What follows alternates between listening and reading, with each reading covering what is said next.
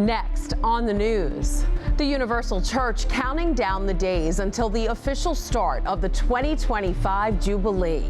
The Diocese of Brooklyn gearing up for the year-long celebration as people plan their pilgrimages to Rome. I'm Katie Vasquez, and I'll have that story coming up. The sound of Notre Dame Cathedral's bells once again being heard in the City of Lights after being silent for 5 years. Plus, it was lost for decades, but now a veteran's prized Purple Heart has been found. I almost fell out of the chair. I could not believe the beauty of this, how much it meant. I'm Christine Persichetti. Currents News starts right now.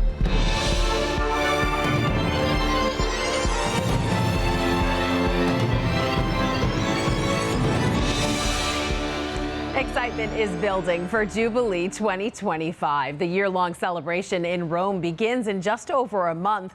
Almost 140 parishioners from the Diocese of Brooklyn are getting ready to pack their bags to take part in the faith and fun.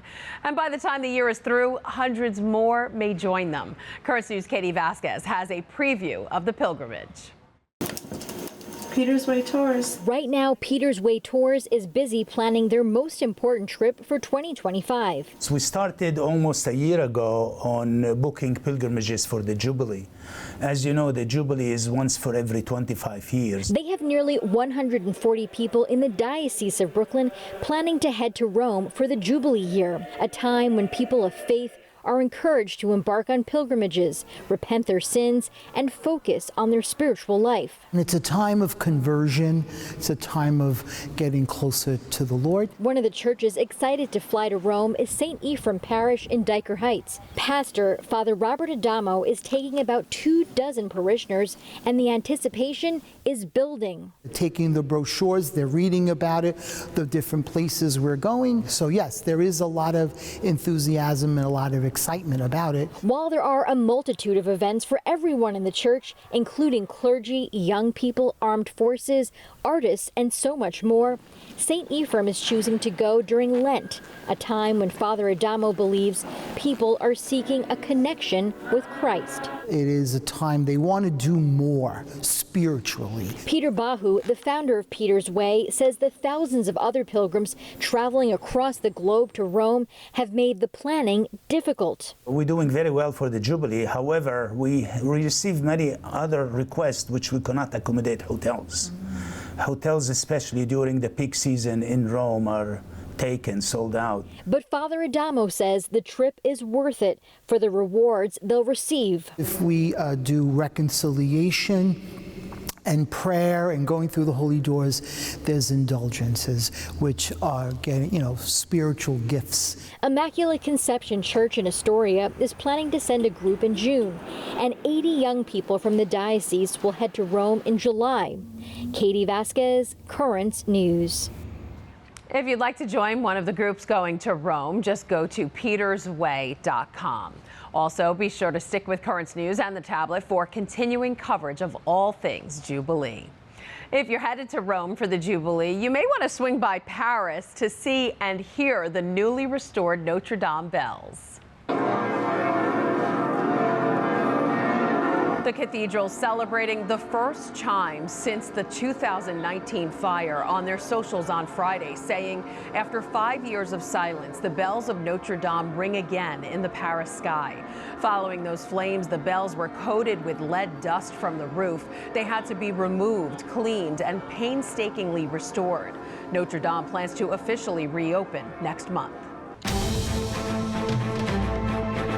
Developing tonight, Israeli soccer fans attacked in Amsterdam after a Europa League game. Dozens of people were injured Thursday night in the violence that broke out after the Dutch team beat Israel's team.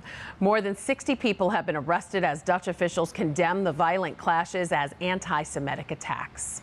Now to news out of the Diocese of Brooklyn. A high school teacher and former priest has been terminated after allegations of sexual abuse of a minor. 3 recently reported allegations against Michael Melendez were investigated by the Diocesan Review Board. They all date back to the 1990s and were reported more than 16 years after Melendez chose to leave the priesthood in 2008. Melendez was most recently a religion teacher at St. Francis Prep High School in Fresh Meadows from 2018 to 2024. He was suspended during the investigation and was immediately terminated following the findings. Anyone who has been the victim of clergy sexual abuse is encouraged to report it to law enforcement. You can also call the diocese's toll-free reporting line, 888-634-4499. Once again, that number is 888-634-4499. If you know anything, please give it a call. To read more about this story, just go to thetablet.org. A Coney Island bagel store that's filling a hole in the market by employing formerly homeless veterans is officially open. When you walk into Cyclone Bagels on Surf Avenue, Army veteran Anthony Jackson is at the register. Anthony and other vets make up 50% of the business's workforce. After he returned home from Vietnam, Anthony struggled with substance abuse and some health issues. But Cyclone Bagels helped him get his act together, and now his job means everything. When you're in the service, it's more like you have to survive. But when you're working here, it's a system. It got me up and out of that bed and moving. It did save my life, you know. Cyclone Bagels is open 7 days a week from 7 to 3. The family of one veteran saying prayers of gratitude tonight. For more than 30 years, Margarita Manhart feared her Uncle George's most prized possession was lost forever. That is, until the Purple Heart he earned when he was severely injured in World War II was found 1,500 miles from her home in New Jersey. Current News' Jessica Easthope has more from Edison. This is his Good Conduct Medal, and this is his Purple Heart. Margarita Manhart thought it was lost forever. We believe that all of these things, plus family photos, were all lost. And that all she had left of her uncle, George Cerrito, were memories. And here's Uncle George. There was a lot to remember about George. He loved to gamble at the racetrack. He wore a suit every single day, even at the beach. And he was a devoted usher at 2 parishes in New Jersey. Always dressed to the nines, never in casual clothing. But what Margarita remembers most was his smile. He couldn't explain his feelings very well, but you could see the joy on his face. He was a very happy guy. He was very jovial. George's smile was the only thing about him that remained unchanged. After he suffered a traumatic brain injury, he was hit in the head during the Battle of the Bulge in World War II as a turret gunner in a tank in General Patton's 3rd Army. A mortar shell hit the tank, and a fellow crew member of the tank pulled him out of the tank. George returned home needing intensive therapy to relearn how to walk and talk. He could do nothing. He couldn't walk. He couldn't talk. He couldn't do anything. He could laugh. And that's all he could do. Like the joy in his face to see the whole family. But this medal saw him through. And he would bring it out to show to people. Margarita says Uncle George's Purple Heart was his most prized possession. His Uncle George was so proud of his Purple Heart. You know, and he would always show it to us in the presentation box. He would beam with pride. After George died in 1993, his belongings were given to a relative's fiancé. Margarita says she was a stranger to the family, and all of George's items, including his Purple Heart, were gone. We no longer had access to the house. I knew in my heart that stuff was lost. 31 years passed, and Margarita got a phone call. The Purple Heart and all of Uncle George's medals had been found, purchased at a flea market in Dallas, Texas, and handed over to Purple Hearts Reunited, an organization that returns lost military medals to their rightful owners.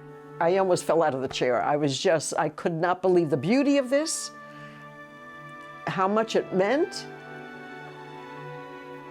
what being wounded did to his life, what he did for us. Pieces of Uncle George fell into her lap and were suddenly back in her life after all this time. He'd be thrilled that they're found, and I can see the smile would be, he wouldn't be able to talk, his smile would be so great. With his Purple Heart back where it belongs, George Cerrito's sacrifice to his country will never be forgotten. But what has lasted in Margarita's memory is his smile. In Edison, Jessica Easthope, Current News. What a great story, back where it belongs. That is this Currents News Update. I'm Christine Persichetti. Thank you for joining us because we are putting your faith in the news.